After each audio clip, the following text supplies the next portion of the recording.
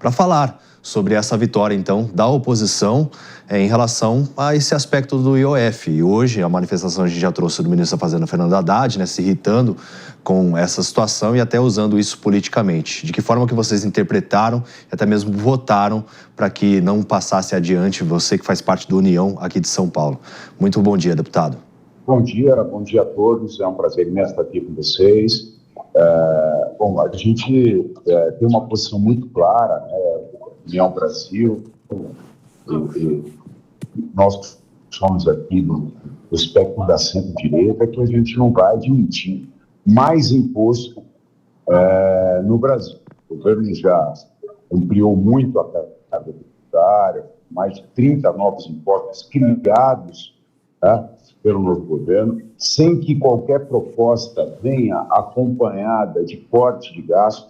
Então, a posição da União Brasil fechou questão ontem para a retirada de pauta da medida provisória 1303, que veio para substituir os decretos do IOF. Os decretos do IOF foram derrubados pela Câmara dos Deputados, pelo Parlamento, e aí o governo vem e traz essa nova medida provisória em substituição à derrubada do IOF, mas é importante deixar claro que o IOF foi restabelecido pelo STF, passando por cima, mais uma vez, na decisão da Câmara dos Deputados, e então nós tivemos aqui a tributação do IOF restabelecida pelo Supremo Tribunal Federal e ainda mais a medida provisória 1303 querendo tributar ainda mais. O governo quis ganhar duas vezes e sem nenhuma medida de corte de gasto. Então,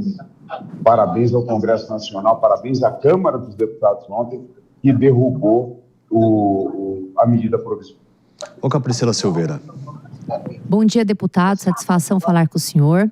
Deputado, o presidente Lula, no seu tweet, disse que quem perde é a população brasileira. O senhor acha, de fato, que a população brasileira terá impacto a respeito dessa não aprovação da IOF? Não, pelo contrário. Quem perde é a população brasileira pagando mais imposto. Não perde a população brasileira em derrubar novos impostos.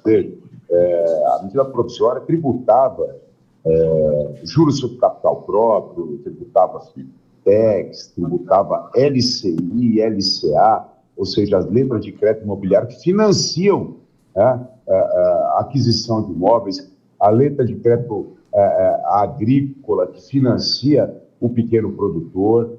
Então, veja, são créditos fundamentais para setores estratégicos, em especial que dão financiamento àquela população de mais baixa renda. Então, a tributação desses ativos encareceria o crédito imobiliário, o financiamento da casa própria, o crédito agrícola, enfim.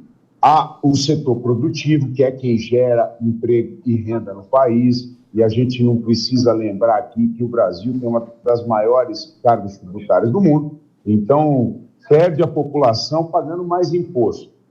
Quando a gente paga mais imposto, o setor produtivo emprega menos, produz menos, gera menos riqueza. É aí que a população paga a conta, e não com mais imposto. Deputado Marangoni, eu vou com o Diego Tavares para a próxima pergunta aqui.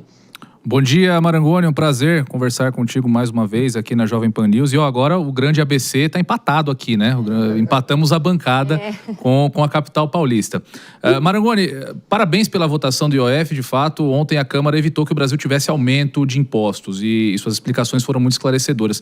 Para falar um pouquinho sobre a política nacional e a conjuntura partidária para 2026, o União Brasil suspendeu ontem o ministro Sabino, que se recusou a deixar o governo mesmo diante da orientação clara da Federação União Progressista. Como que isso está sendo encarado dentro do partido? O Sabino, é claro, é um caso emblemático por se tratar de um ministro, mas esse grande bloco partidário que é muito heterogêneo, que sofre influência das regionalidades do país, o União Brasil de fato desembarcou do governo federal?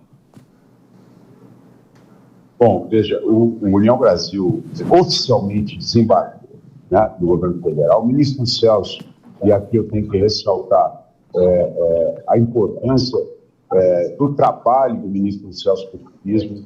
O ministro Celso tem feito um grande trabalho, é um quadro de muito honra o União Brasil, e a gente só não pode confundir, né, a participação do ministro no governo, enquanto ministro do União Brasil, né, com a posição partidária.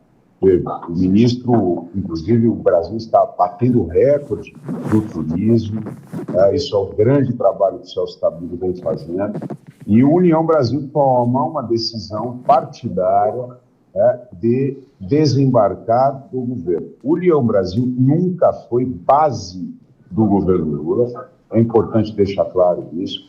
Tinha participação no governo com 2 ministérios, que atualmente não tem mais. O ministro Juscelino deixou a pasta.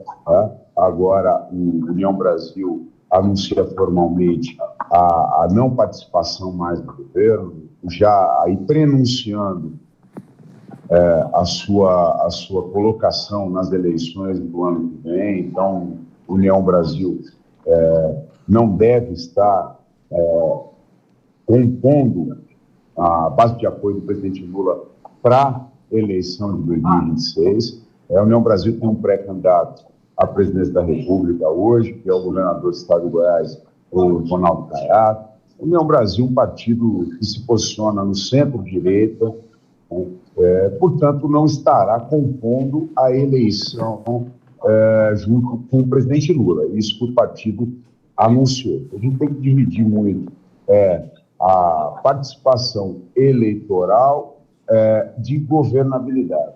Então, hoje, a União Brasil deixou oficialmente o Ministério, o ministro Celso, que, repito, vem fazendo um grande trabalho, fica hoje na cota pessoal do presidente Lula. Então, essa posição do União Brasil é a posição que deve prevalecer para as eleições no ano que vem. Bom, o deputado federal Marangoni falando aí, né, sobre essas articulações, ele que também é um principal articulador aqui no estado de São Paulo, define muitos nomes, um cacique político regional, vamos dizer assim. Mas o Sabino também atacou o Caiado, né? Dizendo que quando você tiver mais de 1,5% das pesquisas, aí a gente conversa. Basicamente foi isso. Mas eu vou com a pergunta do Mano Ferreira. Até apareceu com 3% na Quest, viu? Exatamente. Então já subiu. Sabino fala com ele agora. O ministro Sabino Só não pode vai trocar ter soco, que ligar, então, para já o pode dar governador. 2 respostas. Resposta Já pode dar dobrada. 2 respostas. Deputado, agora, com todo o respeito, eu queria tensionar um pouco a sua resposta anterior, porque o senhor falou que o União nunca foi base do governo, mas se o próprio partido fala em desembarque, é porque estava embarcado. E esse embarque, para além de votos favoráveis a diversas pautas do governo ao longo desses últimos anos, também passa por cargos, né? E cargos que não são apenas dos ministros. Todos nós sabemos que há diversos cargos indicados, por exemplo, pelo presidente do Senado, Davi Alcolumbre, que é do União Brasil. O deputado Elmar Nascimento também tem indicações em cargos no governo. Então, até que ponto um desembarque parcial que não abre mão dos cargos, isso não acaba passando para a sociedade, para o eleitor, uma sensação de que é um jogo para inglês ver? Isso não aumenta a falta de confiança e credibilidade nos partidos? Bom, excelente pergunta. Eu acho que assim, o que a gente tem que entender é que hoje, quando a União Brasil aponta e diz, olha, estamos desembarcando do governo, a União estava embarcado, mas não pilotando, estava embarcado como passageiro. Eu vou dizer assim, vamos lá, se você pegar todas as votações na Câmara dos Deputados, né, você percebe que não só no União Brasil, mas a maioria dos partidos do centro, você nunca teve uma hegemonia no que tange as votações. A gente sempre tem uma parte do partido entregando votos, acompanhando o governo, outra ala independente e uma ala mais governista. E eu digo isso de todos os partidos de centro. A gente, quando olhar as votações dos partidos de centro, a gente vai ver muito claro essa divisão. Eu acho que ontem, a votação de ontem da medida provisória 303 dá aí um recado da posição do partido atualmente. Quando fecha a questão, então veja, ontem a União Brasil fechou questão contra a medida provisória, e aí a gente entregou praticamente a totalidade dos votos contra a medida provisória. Então, eu acredito que a partir dali agora, a gente tem que observar qual vai ser a orientação do partido com relação às votações da bancada daqui para frente. Né? Cargos, eu sempre digo que cargo é um problema do governo. Né? Se o governo enxerga que tem pessoas ou parlamentares do União Brasil com indicações do governo, e se esses parlamentares não estão correspondendo pessoalmente às votações do governo, cabe ao governo mandar embora aqueles cargos indicados. Tá? Mas volto a repetir, não dá para a gente controlar indicação pessoal de um ou outro parlamentar, e isso não só na União Brasil, em qualquer partido, tá? Composição partidária. Eu quero deixar claro aqui, ontem, a partir do anúncio e a partir do fechamento de questão contra a medida provisória, a União Brasil entregou uma votação completamente diferente daquelas que vinham acontecendo durante a legislatura. Então, eu acredito que assim deva se comportar o partido e a bancada a partir, então, dessa decisão tomada. Deputado. Sem dúvida. Bom dia para o senhor, um prazer estar aqui contigo. Uma pergunta em relação a um lugar que vocês são base mesmo, que é aqui no governo de São Paulo. E aí, a minha pergunta é, houve alguma ligação, tratativa direta do senhor com o governador Tarcísio de Freitas em relação à SMP? Houve uma pressão, alguma coisa nesse sentido, um pedido, uma explicação? E como que o senhor avalia a fala do ministro Haddad em relação a culpá-lo, né? O governo está tentando culpá-lo como inimigo do Brasil em relação à derrubada da MP. Muito obrigada. Bom, veja, eu propriamente, sou da bancada paulista, né, do União Brasil, vice-líder do partido, não recebi qualquer ligação do governador Tarcísio com relação à medida provisória. Tá? Acho que isso é um país super valorizado, não acredito que o governador Tarcísio tenha se metido na votação, posso falar isso por mim, né? E com relação às falas do ministro, veja, é só uma questão de narrativa. Eu sempre faço questão de relembrar a origem das coisas. Veja, eu sou coordenador do partido, era coordenador do partido na comissão da medida provisória 303. E essa medida veio para suprir a derrubada dos decretos do IOF. E os decretos foram restabelecidos pelo Supremo Tribunal Federal. Ou seja, a medida provisória não tinha razão nem na sua origem, uma vez que hoje nós estamos com o IOF vigorando.